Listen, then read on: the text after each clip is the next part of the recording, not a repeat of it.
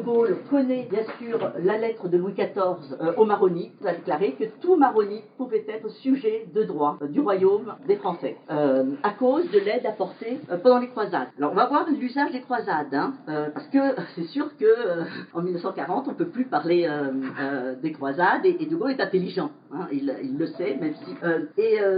néanmoins, il y a dans la mentalité collective française de ces milieux-là l'idée que les Byzantins ont tourné kazakh lors des croisades, mais que les Maronites, les auxiliaires archers qui étaient les Maronites, eux, sont restés jusqu'au bout. Donc les Maronites, on peut compter dessus.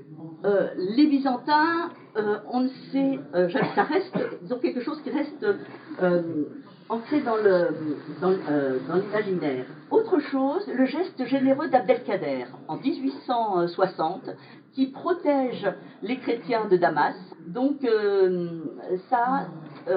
on le voit lorsqu'il y a des élections, lorsqu'il y a la figure d'Abdelkader est entrée aussi dans la collectivité, dans l'imaginaire collectif. Alors, toujours l'orientalisme, donc vous voyez, hein, c'est ça, Chateaubriand, le voyage de Paris à Jérusalem, l'œuvre d'Orient, mais c'est aussi l'Antiquité, Renan qui fait dégager tout le village de Jebel pour pouvoir commencer les fouilles, parce que tout ça était habité, et c'est Renan, à l'époque on n'hésitait pas, donc qui exproprie tout l'ensemble du village. Là c'est Abjit, la villa où a vécu Ernest Renan. Et puis 1924, alors ça c'est pas la lecture de Gaulle, c'est une vision que De Gaulle ne veut pas. 1924, c'est Pierre Benoît, c'est vraiment un best-seller à l'époque, des centaines de milliers d'exemplaires, pour raconter une histoire de deuxième bureau, d'espions, d'épouses russes, qui est plus ou moins espionne avec les Anglais, tout ça sur fond de troupes coloniales en Liban-Syrie. Et c'est justement De Gaulle va critiquer certaines attitudes d'officiers français au Liban. Politiquement, que c'est De Gaulle? Eh bien, il sait très bien que la France a eu un mandat. Il était en Pologne en 1920, quand le mandat a été attribué à la France, mais en fait, il aurait voulu aller en Orient. En 1919, il demande d'être engagé dans les troupes d'Orient, et on lui refuse, donc il accepte à ce moment-là son poste d'instructeur en Pologne. Mais il y avait cette envie déjà d'Orient. Son ami de captivité, Catroux, qui va jouer un rôle très important ensuite, Catroux, lui, est nommé en Orient dans le deuxième bureau. Et ça va jouer un rôle important, même dans l'histoire de la France. Alors, pour De Gaulle, il sait que c'est qu'un mandat. Il sait que le mandat, par sa charte, est transitoire. C'est écrit noir sur blanc dans le mandat. Le mandat, c'est quoi? C'est un incubateur de nations. Vous devez aider à construire un État, et puis vous laissez la place. Pas facile d'investir de l'argent et après de se dire on s'en va. Néanmoins, c'est écrit noir sur blanc, et tous les ans, vous passez devant le conseil de la SDN. La SDN qui a ses propres idées, notamment la protection des minorités. Donc quand on dit que la France est la protection des minorités, désormais c'est la SDN qui oblige et qui vérifie que toutes les minorités sont bien prises en compte. Alors, on peut penser que De Gaulle, déjà à cette époque, sait que il y a des liens historiques entre la France et le Liban, il y a une complémentarité, et que la France était légitime à obtenir le mandat sur le Liban, voilà, et la Syrie. Autre chose très importante, un seul mandat pour deux pays. Et ça va poser très vite des gros problèmes. La France n'a qu'un mandat. L'Angleterre, la Grande-Bretagne en a deux. Irak et Palestine élargie. Enfin, après, c'est découpé, mais la France n'a qu'un mandat avec deux frères siamois. Et faire accepter l'idée à la Syrie qu'on lui enlève l'essentiel de sa côte. Ça, c'est la charge qui incombe à la France, hein, de faire accepter cette opération chirurgicale. Donc, De Gaulle est nommé en 1929 au Liban, et il sait que ses enfants seront bien scolarisés. Comme vous savez, il a une fille cadette qui est trisomique, et il sait qu'au Liban, on lui a dit qu'on s'occuperait bien d'elle et qu'il pourrait aller avec elle, et l'été, parfois, il monte à la montagne pour avoir plus de fraîcheur. Alors, il est nommé à la tête du deuxième et du troisième bureau des troupes du Levant. Deuxième bureau, renseignement. Donc, il étudie tous les dossiers des officiers de renseignement français dans le mandat d'Italie. Ça va lui servir entre le 40, tous les dossiers du renseignement aux frontières, les dossiers de renseignement dans le Djebel Druze, etc. Plus les opérations, les grandes manœuvres. Mais en réalité, le pire est derrière eux. Vous savez, il y a eu un grand soulèvement de Russes en 1925, mais c'est fini. Il y a eu le passage du haut-commissaire Saraï, dit Saraï la mitraille, donc il n'est pas resté une année entière parce qu'il était libre penseur, et la première chose qu'il a faite, c'est quand il a été invité par le patriarche maronite à venir à la messe, il a dit qu'il n'était jamais venu à la messe de sa vie et qu'il n'avait pas commencé au Liban. Ça s'est tellement mal passé qu'il est quand même allé à la messe. Il a fini quand même par y aller, mais il va se créer une peur dans une partie du clergé libanais de perdre son âme à cause de la laïcité française. Et là va se créer un clivage, notamment Monseigneur Moubarak, donc qui est l'évêque de Beyrouth, et qui va, à partir de Saraï, vraiment combattre le mandat français d'une manière très véhémente, hein, comme étant, en fait, la France étant un pays de non-dieu, sans Dieu, vous voyez, qui va dénaturer le Liban. Alors, avec sa famille, donc là, il y a Anne qui est dans le landau. Ils sont devant leur immeuble, il y a la gouvernante et Elisabeth qui est scolarisée à Notre-Dame de Nazareth, et son frère Philippe qui est scolarisé à l'école de l'université Saint-Joseph. Et ils habitent un appartement moderne pour l'époque, dans cette architecture qu'on a appelée néo-ottomane ou néo-mandataire, un peu art déco, mais en même temps orientalisante. Confortable mais sans plus, qui est dans ce qu'on appelle le caracol Druze. Je ne sais pas si vous voyez où c'est à Beyrouth. Voilà, donc vous allez voir l'intérieur. Vous voyez, c'est un intérieur typique, hein, beyroutain. Alors, la famille vit très, comment dire, de manière assez austère. Mona Maki, je ne sais pas si vous voyez qui c'est, qui est une journaliste. Sa mère, il venait du sud, hein, sa mère s'est installée dans ce quartier, c'est un quartier nouveau en fait. Et elle raconte que sa mère voyait la famille, sortait pour aller à la messe au Capucin le dimanche, et puis ils avaient vu cette fille différente, comme il disait, et le père ne sortait pas le soir, il faisait juste l'aller-retour pour aller au sérail, et puis il revenait. Donc un mode de vie assez austère. Voilà. Alors là, c'est Notre-Dame de Nazareth pour Elisabeth, et premières impressions. Alors, d'abord, souvent, on sait quel est le regard de Gaulle sur le Liban à cette époque. La correspondance privée. De Gaulle écrit à son père, à sa mère et à son ami le colonel Meyer. Le colonel Meyer est un très bon ami, avec qui il échange parce qu'il s'inquiète pour la France et pour la préparation, pour ce qu'il sent être déjà une prochaine guerre. D'autre part, il écrit avec le commandant Yvon, il décrit l'histoire des troupes du Levant, avec un avant-propos qui présente une certaine vision, mais vision pour les officiers hein, du Levant, et puis également le fameux discours de la remise des prix à l'université Saint-Joseph. Alors, ses premières impressions, c'est que c'est pas comme il croyait. C'est-à-dire, c'est pas comme Lamartine, c'est pas comme Chateaubriand. Il est pas choqué, mais il est frappé par la misère de tous les réfugiés. Alors, il faut voir qu'on est encore peu de temps après la grande famine. Il y a encore des orphelinats avec des... et puis, il y a surtout les réfugiés arméniens et kurdes. Il y a aussi des réfugiés kurdes, mais il y a beaucoup de réfugiés arméniens. Alors, ils sont encore dans des campements. Et jusqu'en 1939, il y en aura encore qui vivent à Anjar, par exemple, qui vivent dans des campements. Hein. Donc, il est frappé par cette misère.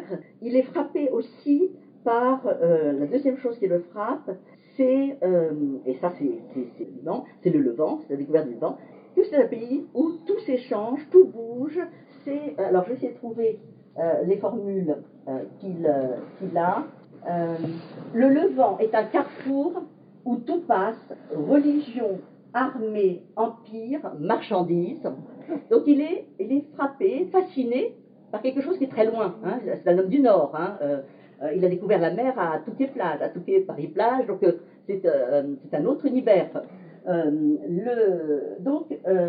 Et garde ça en tête, c'est un lieu où tout bouge, un carrefour. Quand ils vont revenir pendant la France libre, il faudra prendre en compte cela, ça fait partie du Levant. On ne peut pas, et vous allez être, alors, et la suite, tout passe sans que rien ne bouge. Il veut dire par là qu'il y a à la fois du mouvement et à la fois rien ne change vraiment. Pardon. Oui, tout à fait. Sauf que, alors voilà 10 ans que nous y sommes,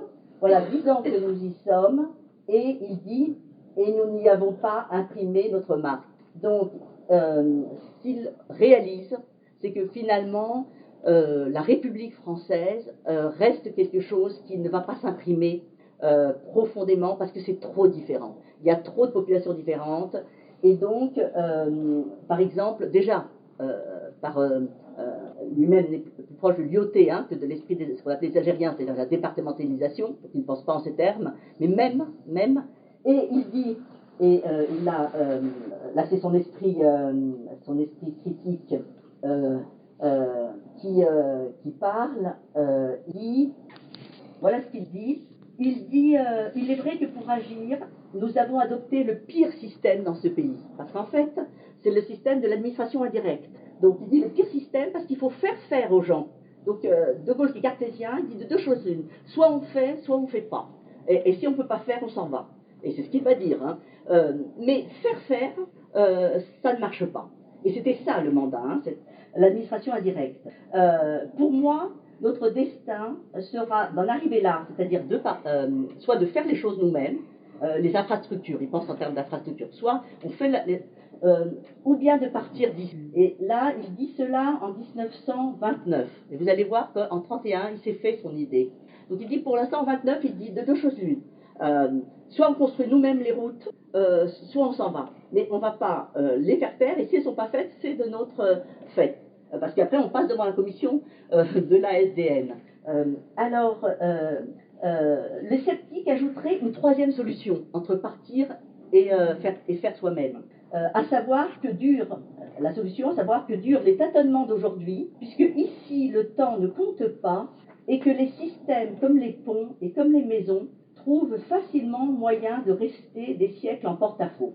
Donc ça, c'est pas son esprit à lui. Il voit, il dit, ça choque son esprit cartésien, ça choque son esprit.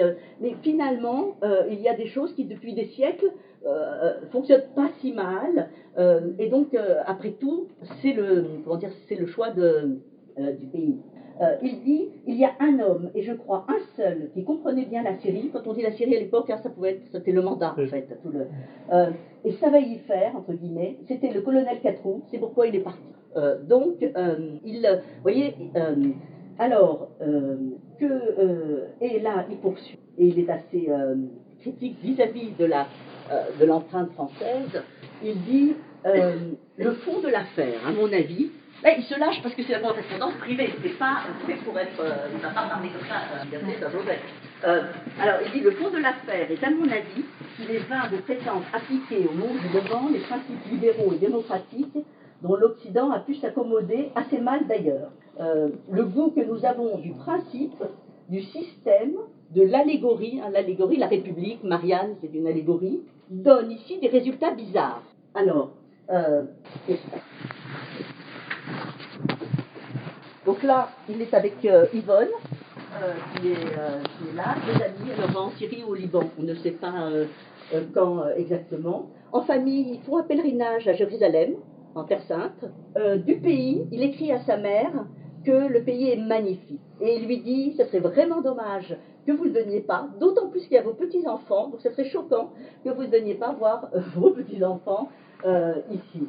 Donc il a plusieurs passages sur la beauté des paysages. Alors, c'est fini le grand soulèvement druze, c'était 25, 27, là on est en 29, mais il y a des orphelins de Souaïda. Et donc là, c'est pour montrer les distractions, vous savez, dans les casernes. Donc là, c'était en fait pour avoir des fonds pour les orphelins druzes. Et pour ça, ils s'étaient amusés à faire, vous savez que les Druzes n'ont pas accès à la mer, il n'y a pas de marins Druzes, donc ils se sont amusés à imaginer le mérite naval Druze, et chacun a un diplôme contre le don qu'il faisait. Donc là on voit le chef de bataillon de Gaulle a obtenu le grade par le Conseil de l'ordre du mérite naval Druze, le grade d'officier. De Gaulle est fasciné par les Druzes. Alors, il n'est pas le seul. Nerval était fasciné par les Druzes parce qu'il voyait en eux des sages, des druides. De Gaulle est fasciné par les Druzes en militaire parce qu'il trouve que c'est d'excellents combattants et que d'une manière générale, les montagnards sont de bons combattants. Donc il rend un hommage dans l'histoire des troupes du Levant à la combativité des Druzes. Donc les troupes avaient moitié-moitié, étaient formées pour moitié de soldats et d'officiers français ou de ce qu'on appelait l'Empire, hein, sachant que le Liban ne fait pas partie de l'Empire, hein, on est bien d'accord, et pour moitié de Libanais et de Syriens. Fouad Chehab est un officier, les officiers étaient majoritairement des Maronites. Je vous ai dit, la confiance. Donc les officiers sont en majorité, presque pour les 2/3 des Maronites. Fouad Chehab est d'une grande famille, vous le savez. C'est un officier d'exception. Il rencontre De Gaulle lors de grandes manœuvres et une amitié, enfin une estime réciproque va naître et qui ressurgira lorsque Fouad Chehab sera président de la République. Alors, bizarre, hein, les allégories. Bon, déjà, vous savez que Gouraud avait été assis, en fait, mais ça, c'est d'accord, hein, était assis et il ne lève pas le bras parce qu'il avait un bras, il était handicapé. Mais vous voyez bien ce qui est bizarre quand même. Vous avez le Moufti, hein, à gauche, et vous avez à droite le patriarche. Derrière, d'autres, vous avez un bédouin un petit peu sur la gauche, des Français, et puis avec ça, RF, République française, alors que c'est un mandat. Hein. C'est ça contre quoi De Gaulle s'insurge. Il dit ça fait vraiment bizarre. Je pense qu'il a ce tableau en tête. Ce tableau, on le trouve dans un certain nombre d'écoles à l'époque. Et encore aujourd'hui, je ne sais pas dans quelle école. Et donc, République française, bleu, blanc, rouge, avec le patriarche Oyek, et puis avec le Moufti, donc il y a quelque chose qui ne va pas très bien, et De Gaulle le sent, hein, et qui n'est pas durable. Donc,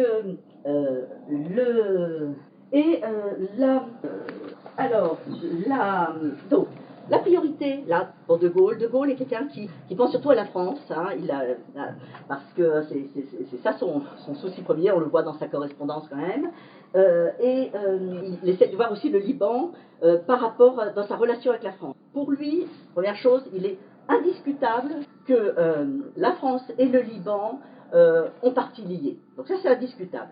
À l'époque, hein, les 9/10 des écoles étaient, enfin des écoles religieuses étaient francophones, et donc il y avait un sentiment de familiarité. Ça, c'est une chose. L'autre chose, de 29 à 31, 29 il trouve ça bizarre, à 31 il s'est fait son opinion, le mandat c'est une fusée à plusieurs, comment dire, voilà.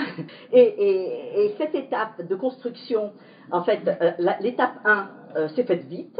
Constitution, 1926, le Liban a une constitution. Hymne national, c'est un hymne national libanais, est écrit en 1926 aussi. Donc, une constitution, un hymne national. La mise en place d'administration est mise en place maintenant, et la mise en place d'administration, et puis le point de discorde, qu'est-ce qu'on fait des confessions héritées du système de milliers, héritées de l'Empire ottoman? Est-ce qu'on passe à la laïcité totale? Mais déjà, vous voyez que le rejet de Saraï montre que ça n'est tout simplement pas possible. Donc on trouve un compromis, surtout que les Français ont à cœur de permettre, contrairement à une certaine légende, même si c'est vrai que les Maronites étaient favorisés, enfin les chrétiens de manière générale étaient favorisés par l'éducation, par les Français, mais a à cœur d'équilibrer. Et donc pourquoi les Français décident de maintenir un système politico-religieux, c'est parce que ça oblige ça permet de faire des équilibres, et ça permet d'avoir un certain nombre de quotas, on va le voir. Alors, Maintenant, en 1931, c'est clair, De Gaulle sait qu'il va bientôt partir. Et bon, comme il sait qu'il est là, c'est la France, hein, donc comme il va partir, il pense aussi que la France doit partir sous cette forme du Liban. Il faut voir qu'en France, c'est très contesté, hein, le mandat est contesté en France, ce qui coûte très cher. La révolte druze a fait 9000 morts, a coûté beaucoup d'argent, et la révolte druze a été une révolte nationaliste syrienne, et les tracts demandaient le rattachement du Liban à la Syrie. Donc ceux qui se battaient pendant la révolte druze se battaient pour le Liban. Et il y a un moment, on se dit, il faut trouver une autre solution. Il faut trouver une autre solution, on ne peut pas continuer cette politique-là. Et donc il faut partir. Partir, bien sûr, avec un traité. Et avec un traité, c'était le principe. Hein, l'Irak avait eu un traité. Et en fait, le traité, ça permettait de ne plus avoir à aller dans la SDN. Ça permettait aussi de laisser le pays faire ce qu'il voulait, tout en ayant il faut dire des implantations militaires. Hein. C'était ça qui était.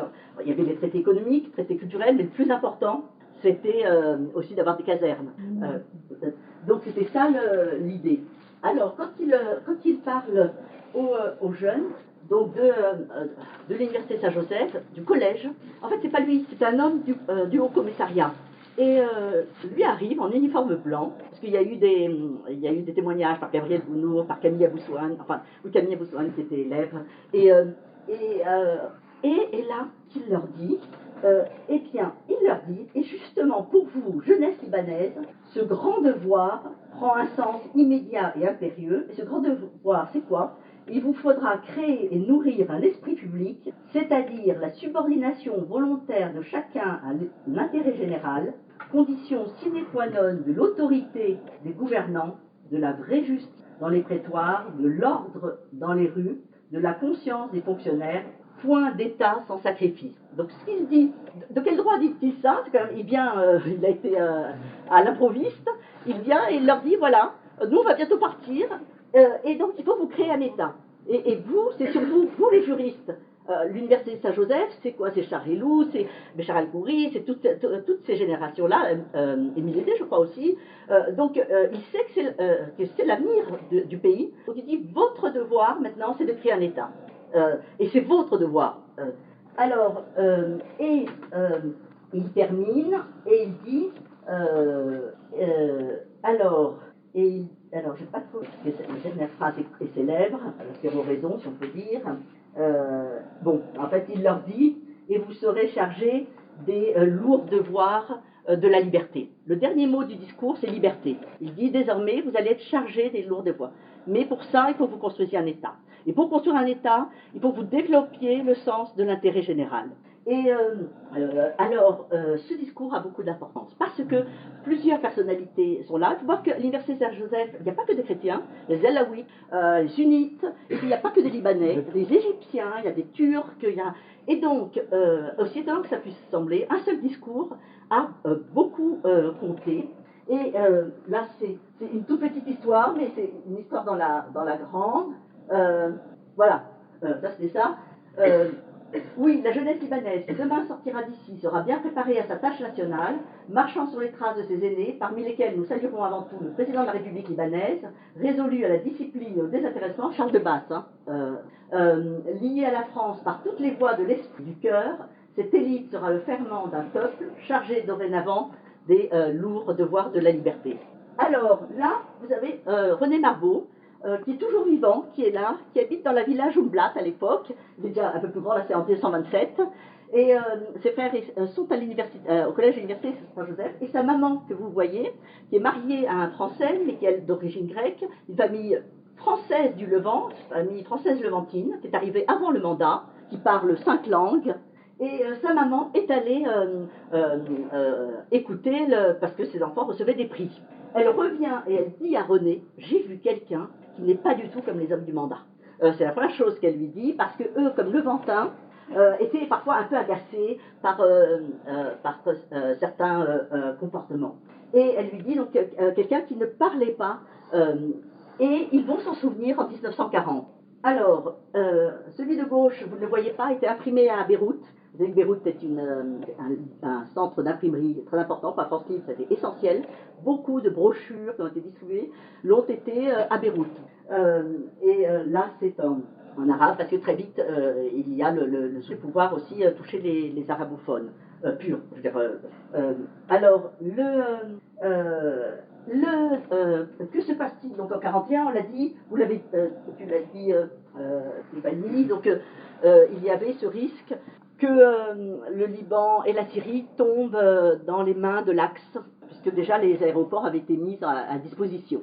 Les Anglais et les Français libres arrivent au Liban et en Syrie. Pour De Gaulle, la situation a complètement changé. Pourquoi? Parce qu'une nouvelle fois, De Gaulle est le syndic de faillite. C'est-à-dire, en fait, en 1931, il dit c'est demain que vous allez être indépendant. Sauf que le problème, c'est qu'en 1940, le traité n'a toujours pas été ratifié. Pourquoi n'a-t-il pas été ratifié? Pour une raison très simple.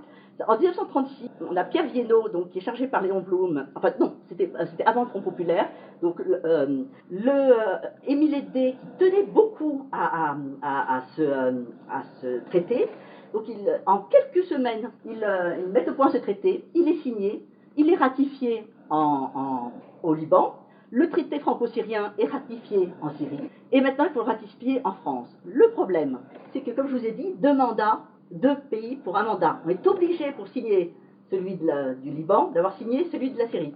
Le Riyad el-Sol refuse l'idée que le Liban soit indépendant. Donc il va soulever des milieux musulmans, et lui-même fait partie d'une association aujourd'hui on appellerait islamiste, et c'est important, parce que De Gaulle va rester sur cette idée-là de 1936. Pour refuser le traité, la Turquie réclame un bout, et va se plaindre aux Anglais, qui vont se plaindre aux Français, qui ont une sorte de lobby, si on peut dire, au comité des mandats. Or, l'ASDN, comment elle fonctionne? Elle dit il y a des turcophones en Syrie. Est-ce qu'ils ont bien toutes les garanties? Bien sûr, les turcophones ne sont pas contents, donc il faut traiter la question, il se passe déjà 2 ans. Et puis il y a l'agence juive pour la Palestine, que vous savez, le nord de la Galilée et le sud du Liban, et que dans la carte initiale, donc la Palestine prenait le sud du Liban.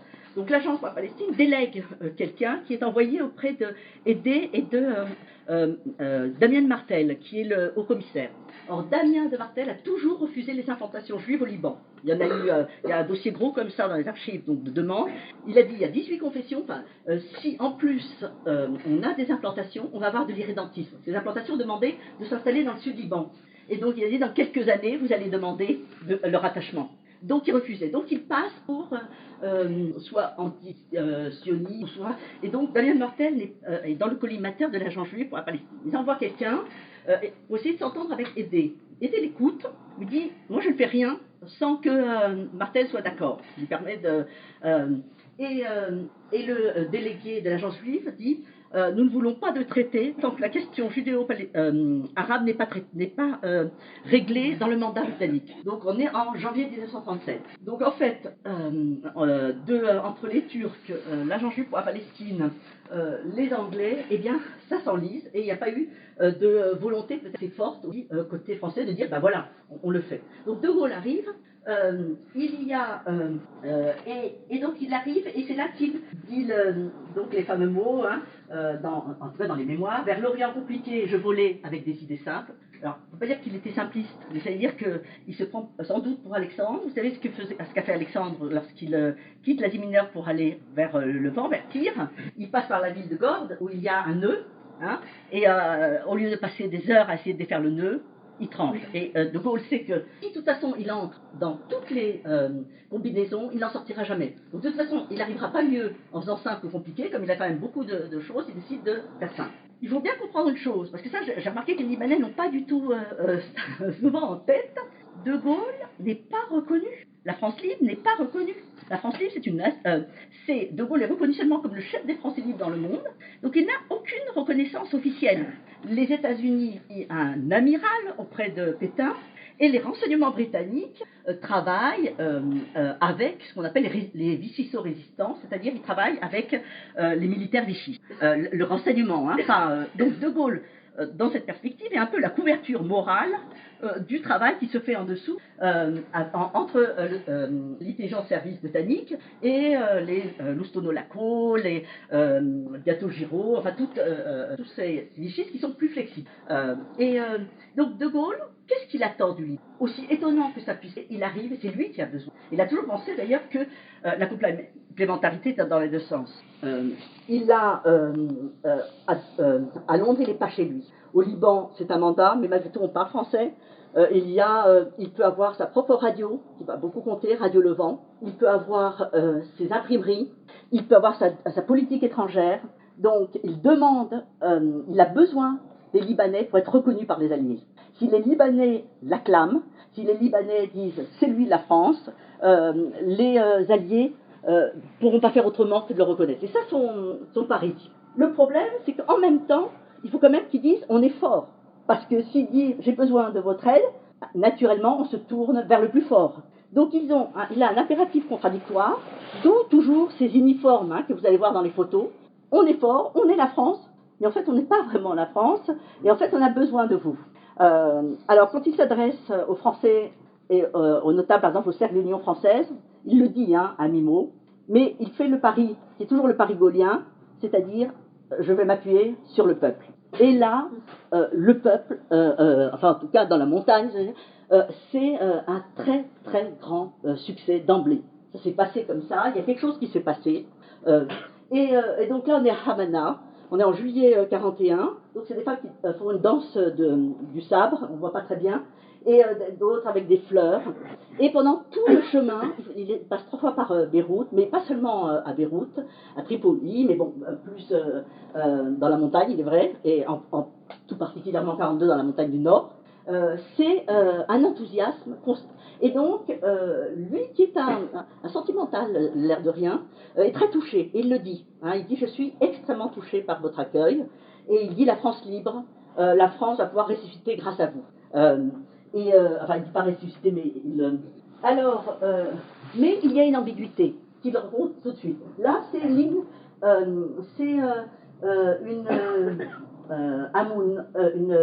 Blanche Hamoun, vous voyez, de la famille Hamoun qui a écrit le livre sur l'histoire du Liban. Blanche Hamoun est d'une famille franco-libanaise.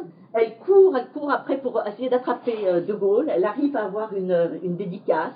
Et dans son journal, elle écrit « J'ai vu le nouveau Constantin ». Bon, nous sommes au IVe siècle et j'ai vu le nouveau Constantin. Problème. Alors, bien sûr, parce qu'elle a vu la Croix de Lorraine. Et là, De Gaulle se trouve confronté à un problème. C'est qu'en France, Jeanne d'Arc a une double nature, laïque et, chrétienne. Donc, la Croix de Lorraine a pu servir de ralliement pour des socialistes, mais au Liban, elle n'a qu'une nature. Et donc, il va falloir escamoter discrètement la Croix de Lorraine, notamment dans le livret sur le voyage de 42. Il n'y a aucune Croix de Lorraine de tout le livret, d'une trentaine de pages. Néanmoins, il faut aussi quand même... le problème, c'est qu'il ne peut pas utiliser le drapeau bleu, blanc, rouge seul. Ce serait l'usurpation de drapeau. Donc on va voir dans une photo avec les Druzes, où on voit cette grande Croix de Lorraine, parce qu'il n'a pas le droit d'utiliser le drapeau seul. Alors, Monsanine, Camille Eboussoane, qui a été ambassadeur de l'UNESCO, raconte que son père, qui était un grand magistrat, avait été invité à la résidence de Pin par De Gaulle, donc en juillet 41, avec d'autres notables, et que De Gaulle lui avait dit tant que je serai aux affaires, je ne permettrai pas que l'on touche au Liban. Donc il lui a dit ça, d'après ce témoignage. Il dit l'autre chose, cette convivialité, ce fait d'avoir quand même réussi dans les siècles à vivre avec des religions, des coutumes différentes, un jour en France, parce que nous sommes un pays méditerranéen, nous sommes comme vous, nous côtoyons la Méditerranée, un jour en France, on aura besoin de votre expérience, de votre savoir-faire, de votre héritage. Et donc, De Gaulle, qu'est-ce qu'il comprend là? Il comprend que il faut s'appuyer sur le peuple, il se méfie des politiques, et il faut respecter cette diversité confessionnelle, tout en restant, comment dire, sans justement prendre parti pour tel ou tel. Ce que je ne vous ai pas dit, hein, c'est que le mandat, en 1937, a imposé le fait que le Premier ministre soit un sunnite. Hein. Ça n'est pas né en 1943, c'est très important, c'est en 1937. 1937, les couristes, à ce moment-là, écrivent une lettre à Damien Martel en disant que c'est scandaleux qu'il y ait un musulman comme Premier ministre. Donc vous voyez, comme l'histoire peut changer. Donc, ayez bien en tête, en 1943, c'est pas l'amitié islamo-chrétienne, et c'est même pas la participation des musulmans. 1943, c'est une question de traité. Hein, des militaires, des casernes militaires françaises ou non dans la région. C'est uniquement ça qui est en cause. L'islamo-chrétien, 1937, et puis 1937, les premiers ministres sont musulmans, sont sunnites, et ça s'est fait contre l'avis d'un certain nombre de personnalités libanaises de l'époque. Alors, le retour de Gaulle, parce que si De Gaulle a tant touché les gens, c'est que d'une certaine manière, il incarnait une certaine figure du français, mais surtout, c'est un homme de foi. Et il s'est fait apprécier de dignitaires druzes, sunnites, de différentes, qui ont senti en lui un homme de foi. C'est l'anti-Saraï, voilà, on va dire. Alors, pourquoi il revient ? Parce qu'il s'est passé, là c'est août 42, donc De Gaulle revient. Et pourquoi il revient ? Parce qu'entre-temps, les choses se sont compliquées. En février 42, donc, Louis Spears donc, est noté et nommé, enfin se nomme lui-même, parce que c'est lui qui a beaucoup insisté, pour être ambassadeur de la Grande-Bretagne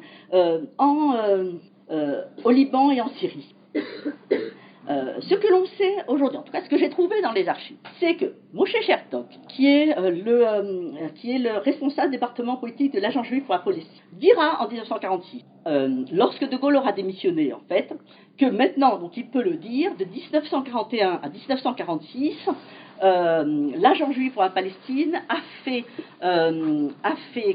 alliance avec les Britanniques pour l'évacuation complète des Français de la région. Pourquoi ? Vous avez vu que Damien Martel refusait les implantations juives. S'il y a quelqu'un comme De Gaulle qui dit « tant que je serai aux affaires, je ne permettrai pas que l'on touche au Liban », d'autant plus que l'agent juif pour la Palestine, ils ont fait leur enquête et ils savent très bien le niveau de l'armée des différents pays arabes. Donc ils connaissent tous les chiffres et ils savent très bien qu'ils n'ont rien à craindre. Ils savent très bien aussi la division. Donc ils n'ont qu'une puissance à craindre, c'est la puissance française, que les États-Unis n'y sont pas encore. Et les seuls qui puissent faire obstacle, finalement, ce sont les Français. Les Anglais, eux, ils misent leur survie. Parce que les Anglais n'ont qu'une peur, c'est que les problèmes judéo-arabes ne leur posent des difficultés pendant la guerre. Donc il faut contenter et les Arabes et la gente juive. Et donc pour contenter l'un ou l'autre, eh bien à tous les deux, on va promettre l'évacuation des Français. Riyad El Sol donc, et Spears s'entendent très bien. C'est 41, ils se rencontrent et ils se voient toutes les semaines. Furlonge, donc, qui est le second, qui est un capitaine très francophobe, voit aussi les derniers jours avant le pacte, il le voit tous les jours, Riyad El Sol. Donc c'est plein feu en fait. Churchill n'a pas caché, il a dit qu'il avait officiellement promis un État juif à la sortie de la guerre. Et Churchill protège, et ce que dit Catroux. Catroux dit que Churchill protège De Gaulle à Londres, mais qu'à Beyrouth, il considère que c'est la part du feu et que c'est ce qu'ils doivent payer pour avoir la paix avec les deux parties. Et donc là, je vous passe les détails, infiltration des services français, il y a 100 agents politiques britanniques avec un budget considérable, donc c'est quelque chose qui est très important pour les Britanniques, pour maintenir donc cette double promesse. Parce qu'ils sont arrivés à un point où pour répondre à cette double promesse, c'est la France qui doit faire les frais. La France est affaiblie, donc nécessairement elle a peu de moyens de résister. Qu'est-ce qu'elle va faire ? Elle va jouer sur son rayonnement. Puisqu'elle est faible, Là, vous avez Jean Gaulmier, qui est à gauche, mais qui a le tarbou. Jean Gaulmier, là, c'est les journalistes arabes qui offrent un repas à Jean Gaulmier. Jean Gaulmier est un orientalisant, un arabophone, qui est le chef du service d'information de la France Libre, qui fait un travail extraordinaire. Il a créé Radio Levant. À Radio Levant, on parle kurde, on parle arménien, on lit le Coran tous les jours sauf le dimanche, on parle arabe, bien sûr. On invite des personnalités, Cassin vient, Joséphine Baker vient, et là on monte, vous voyez, le Liban, c'est ça. Le Liban, c'est un phare qui éclaire, c'est l'ouverture sur le monde, et on va vendre cette dimension, et faites-nous confiance. Alors, ce qu'il faut savoir, c'est que les Libanais, de toute façon, la France a donné l'indépendance le 8 juin. Il y a eu la déclaration d'indépendance. En revanche, la France libre ne peut pas signer. Pourquoi ne pas signer le traité? Parce que les Alliés n'y ont pas donné la reconnaissance. Et donc, disent qu'il faut que vous attendiez que l'on signe le traité à la sortie de la guerre. Et de toute façon, ça, il faut bien avoir ça en tête, 43 ou pas 43, le Liban aurait été de toute façon un membre fondateur de l'ONU, puisque l'ONU remplaçait la SDL est caduque, il n'y avait plus de mandat. Donc ça, la question de l'indépendance, elle est consensuelle. La seule question, c'est est-ce que les Français vont continuer à avoir des casernes? S'ils n'ont pas de caserne, vous allez dire c'est pas très grave. Oui, sauf que dans cette région du monde, s'ils n'ont pas de caserne, ça veut dire que les Américains vont prendre la place, ça veut dire que les Anglais vont prendre la place, et ça veut dire que le seul pays qui était méditerranéen et qui avait une histoire séculaire de plusieurs siècles va disparaître de la décision, et ce pays, malgré tout, est quand même aussi le protecteur des chrétiens. Elle l'a été. Là, on peut faire une chose, mais dans l'affaire d'Irak, on voit bien que la sensibilité française était différente en tant que pays méditerranéen. Donc, ce que De Gaulle essaye de vendre, c'est dire vous nous aidez à rester, mais ça sera votre intérêt parce qu'on vous défendra face aux autres, et nous on vous connaît et on se connaît. Et vous aurez eu cette, comment dire, il a des mots plus ça, mais vous aurez eu cette fierté d'avoir contribué au combat commun, et nous, on vous sera redevable. Donc ça c'est Jean Gaulmier, ça c'est Joséphine Baker avec Gabriel Bounour et Georges Chadé, le poète, sur la plage de Beyrouth. Là ce sont Hassan H et le Premier ministre qui est Sami El Sol, qui est de part et d'autre de De Gaulle. Là c'est le moufti de la République que De Gaulle voit avant le patriarche. Alors, pourquoi il le voit avant le patriarche? Pas parce qu'il sait que le patriarche est particulièrement important. Il se trouve que quand il arrive, il y a le 15 août, il a le 14 août qui est libre, et donc le 15 août c'est la messe avec le patriarche. Il monte à Diman, dans la montagne, mais le 14 août, donc il voit une première fois. Il les voit chacun 2 fois. Une fois, il va chez eux en premier, et la deuxième fois, c'est eux qui viennent. Pour lui, pour De Gaulle, ces hommes sont les dépositaires de l'histoire longue des peuples. Et donc, il faut les respecter. Et finalement, ils sont plus respectables que les politiques qui passent et qui parfois sont, sont pas toujours aussi désintéressés. Alors, Monseigneur Arrida est très pro-communauté juive. La communauté juive de Beyrouth, qui depuis 1925 est devenue sioniste et pro-britannique, parce qu'il veut une alliance, en fait, un foyer juif, un foyer maronite contre un univers hostile finalement musulman, mais il est aussi francophile, hein, il est francophile. Et là, Catroux essaye de le convaincre. Alors, la gens sont invités donc, dans la résidence du patriarche. Vous avez vu le petit gâteau avec le truc de la photo, c'est assez drôle. Madame Catroux à gauche qui s'occupe des volontaires féminins. Vous voyez De Gaulle sourire. Il ne sourit pas beaucoup pendant la guerre. Et en fait, quand il a ses rencontres, il est très touché. Il le dit, hein. Et là, il sourit parce que voilà, il y a des enfants, parce que c'est chaleureux. Et dans ces moments difficiles, c'est important. Alors là, c'est Catroux qui est porté en triomphe avec Jean Gaulmier à côté. Alors, ce qui est dommage, c'est qu'il ne reste plus les archives de 1942 ont disparu de l'Orient, donc on ne peut plus les retrouver, ce qui est dommage. Et alors ça c'est assez drôle, Spears est tombé malade pendant tout le voyage en fait de Gaulle. Donc Spears est tombé malade, donc ce qui a fait qu'il il ne s'est pas rendu aux cérémonies en honneur de Gaulle. Alors l'envoyé de l'agent juif pour la Palestine se demande si c'est pas une maladie diplomatique. Et donc il y a eu quelque chose qui s'est passé à ce niveau-là. Alors là, vous voyez la photo après, c'est cette photo-là qu'on a diffusée parce que celle-là devient un peu gênante. Voilà, en revanche, cette photo est très intéressante parce que c'est la paix des braves. De Gaulle est un homme de foi, De Gaulle est un militaire. Donc un montagnard, un peuple militaire respecte un militaire. Et puis un peu de romance. Donc c'est Asma'an. Vous connaissez Asma'an? Oui. Voilà. Qui était d'abord pro-britannique et qui a tourné vers la France et qui est morte assassinée par ses frères. Voilà, on ne sait pas. Elle est morte, voilà. Donc c'est cette belle photo. Là, vous voyez, c'est ça qui m'a donné envie en fait de m'intéresser à De Gaulle au Liban. C'est parce que la première fois que je suis allée au Liban, j'étais allée chez ce monsieur qui est médecin à Baalbek et monsieur qui est chiite et je vais chez lui, les médecins, et puis je trouve cette photo de Gaulle grande comme ça, marquée en arabe et en français. Et je lui ai demandé où il l'avait eu, il m'a dit que c'est son père qui l'avait reçu de Gaulle à Baalbek en 1942 et qui lui avait légué. Et donc il l'a conservé chez lui pour dire que ce voyage a vraiment compté. Alors, donc, vous voyez Edward Spears là, à gauche, vous le voyez avec certains de ses agents. En fait, il y a les photos complètes. Ils sont, je vous ai dit, entre 100 et 120. Ça, c'est Tripoli, c'est les ingénieurs pour le pétrole, parce que ça compte aussi. La raffinerie a été reconstruite peu au début de la guerre. De Gaulle ne néglige pas les aspects économiques. Et donc là, vous avez donc Louis Spears, sa femme, May Borden, Ethel Kazay, qui est australienne, son mari, Richard Kazay, et Henry Hopkinson. Et donc, voilà, c'est un petit peu plein feu sur la France libre, c'est la vie. Donc, alors, là, Catroux, qui est le délégué, sur place, il n'y a plus de haut commissaire, hein, il est délégué. En plus, il parle arabe, Catroux, qui est quand même tiède.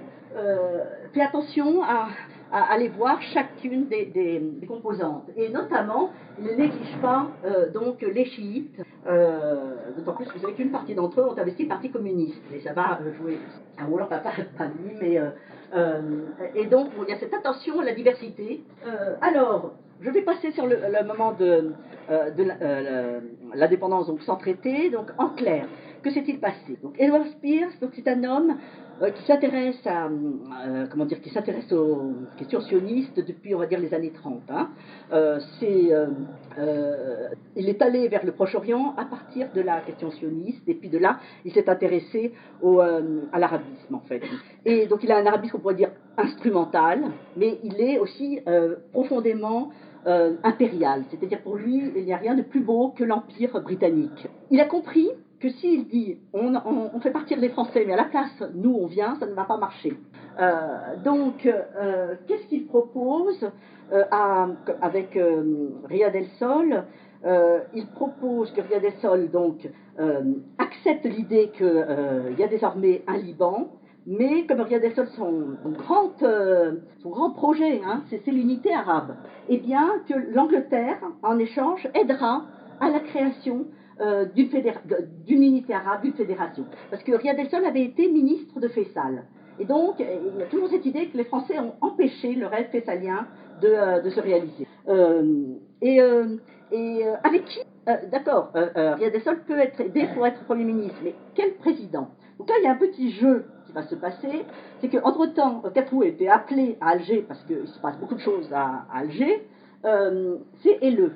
Helleu, c'est quelqu'un qui souffre d'alcoolisme, enfin je vous le dis parce que ça m'a joué, parce que Catroux va être absolument furieux, qui n'a pas du tout la hauteur de vue de Catroux, ni la connaissance, il s'est laissé complètement emberlificoter par Spears, aidé par Riyad El Sol et le par Spears, qui se moque hein, dans une lettre dans laquelle il parle du Liban comme d'un ridicule petit pays.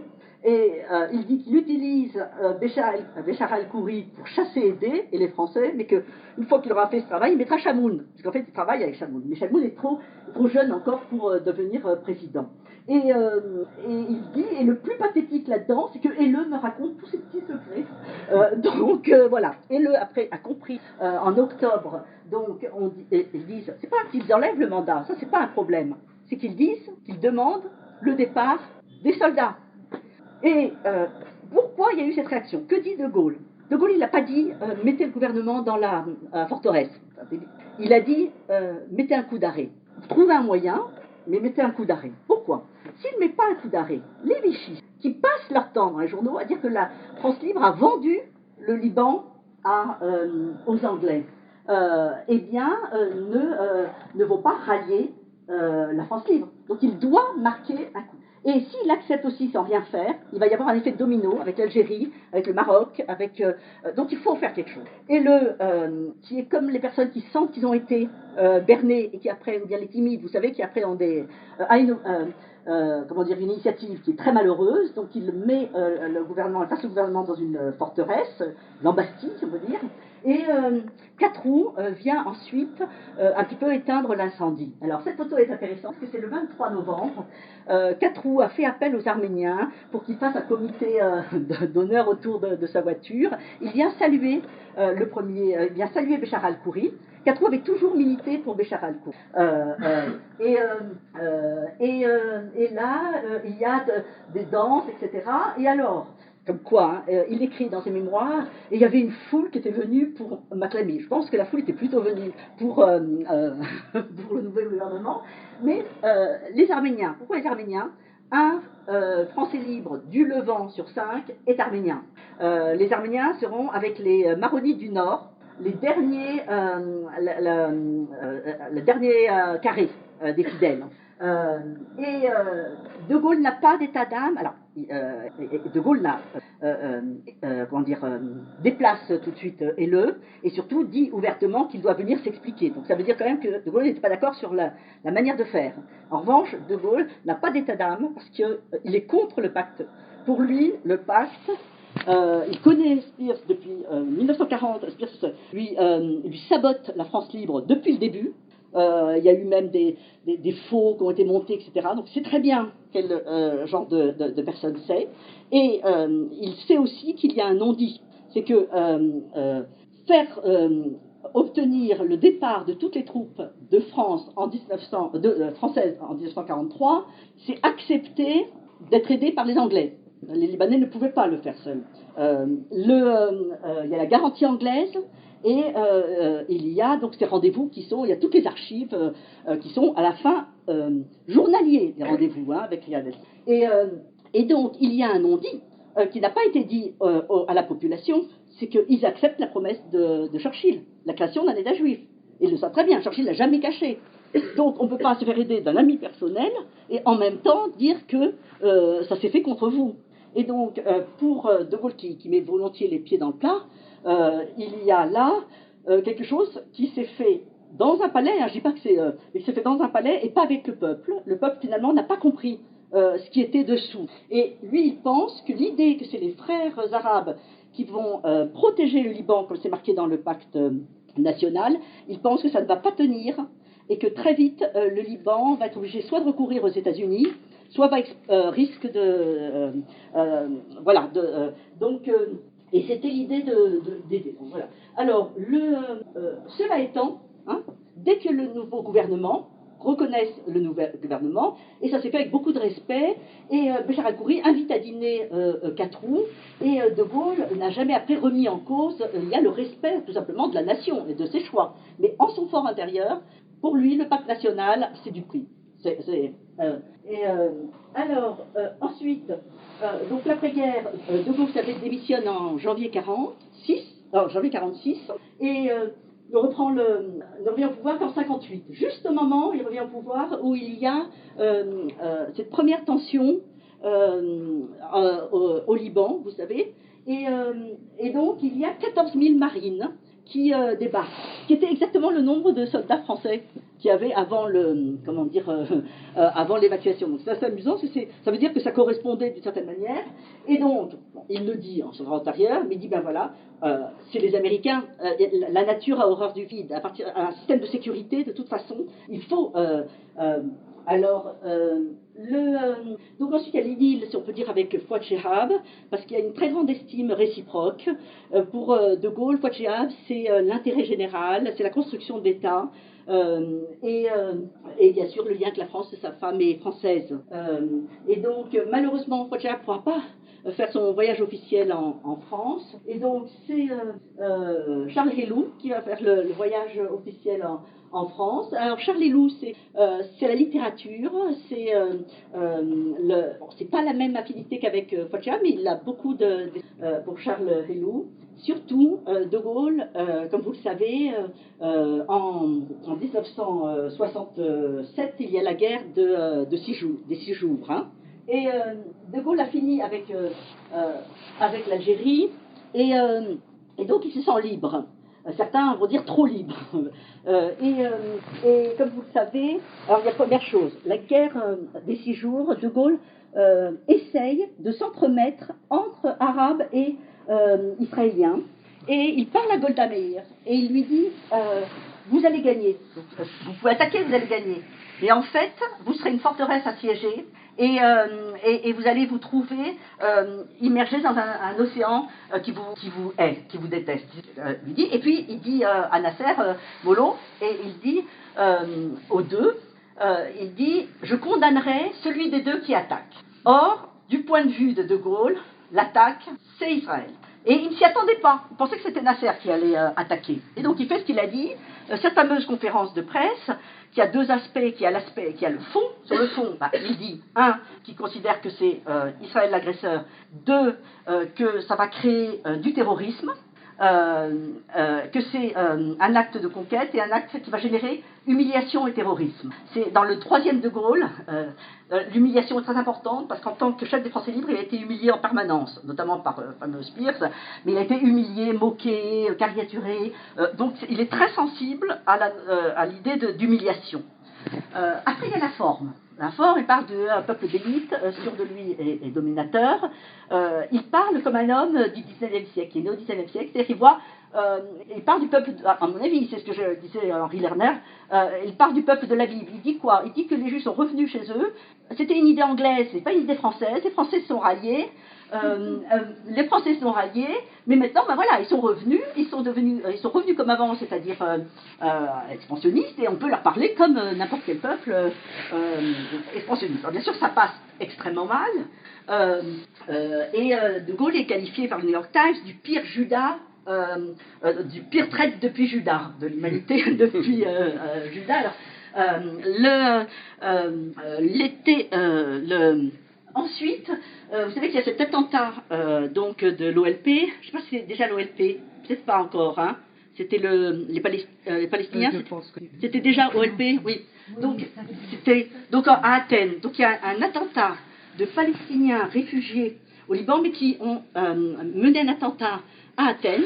Et en représailles, 14 avions civils libanais sont détruits sur l'aéroport de Beyrouth. Et à ce moment-là, il se passe une chose amusante, parce que j'ai eu le témoignage donc, par Michel El-Khoury, qui est le fils de Béchar El-Khoury, qui était à Paris, et qui se dit, qu'est-ce que je fais? Est-ce que je demande de l'aide à De Gaulle, sachant que je suis le fils de mon père? Et donc, il va voir De Gaulle, et il dit, mais je dois vous dire, en général, je suis le fils de Béchar El-Khoury. Et il dit, mais c'est pour le Liban. Donc, il dit, est-ce que vous pouvez faire quelque chose? Alors, ce que fait De Gaulle, donc, c'est qu'il fait l'embargo sur les armes israéliennes. Alors, après, et il marque lors de la cérémonie des vœux, donc, il marque auprès de... C'était Céline Tacla, c'était l'ambassadeur. Il était ambassadeur? Oui, je crois que c'était lui. Donc il lui marque, il dit quelques mots, et il le salue en premier, en fait. Et voilà. Et à Charles Helou, et il lui dit le traité. Parce qu'il a de la suite dans les idées. Si on faisait le traité maintenant militaire, finalement, après tout. Alors Charles Helou dit il faut qu'on demande à Nasser. Nasser n'est pas contre. Et à ce moment-là, vous savez, il y a le référendum, De Gaulle échoue et se retire. Et à ce moment-là, Charles Helou décide de signer les accords du Caire. Voilà. Donc on a... alors, pour conclure, donc on est passé de l'orientalisme à la géopolitique. Alors pour conclure, donc, le Liban de Gaulle, il est attaché il a remarqué dès le départ la spécificité nationale, hein, ça il en a été sensible. Il a un attachement au Liban éternel, pétri d'histoire, il le dit en permanence. Il ne peut concevoir le Liban autrement qu'en étroite liaison avec la France, dans une relation de complémentarité réciproque. Il les critique vis-à-vis des mœurs politiques et de la difficulté des groupes particuliers à s'entendre sur des objectifs d'intérêt général. Mais le Liban peut susciter de grandes personnalités, comme à ses yeux Émile Aidé, l'ami indéfectible, même s'il a dit que bon, il y a certains Émile Aidé, mais pour lui c'est l'ami indéfectible. Mais De Gaulle ne lui a pas donné le titre de compagnon de la Libération, parce qu'il n'a pas voulu enfoncer sans doute le coin entre Émile Aidé, il n'a pas voulu. En revanche, dans la première édition illustrée des mémoires de guerre, il met une photo de pleine page d'Émile Aidé, hein, l'ami indéfectible. Bon, Émile Aidé avait un gendre français, donc je pense que ça joue aussi pour se dire je pourrais m'appuyer dessus. Sur le plan régional, fragilité du Liban, hein, auquel De Gaulle, comme tout le monde, a été sensible, qui implique des choix en politique étrangère et une politique d'alliance en conséquence. En mettant les pieds dans le plat en novembre 1967, De Gaulle dit parfois qu'en géopolitique, il faut dire les choses. C'est un peu le message, il faut dire les choses. C'est-à-dire cela, je n'aime pas, cela, mais lui, ce qu'il n'aime pas, c'est il a refusé pendant la guerre de signer des traités secrets. De toute façon, il pas forcément gagnant, mais pas de nouveau Sykes-Picot, il n'y a pas eu la France libre n'a pas signé de traité secret pendant la guerre, donc il faut dire les choses. En tout cas, c'est la manière de faire. Voilà.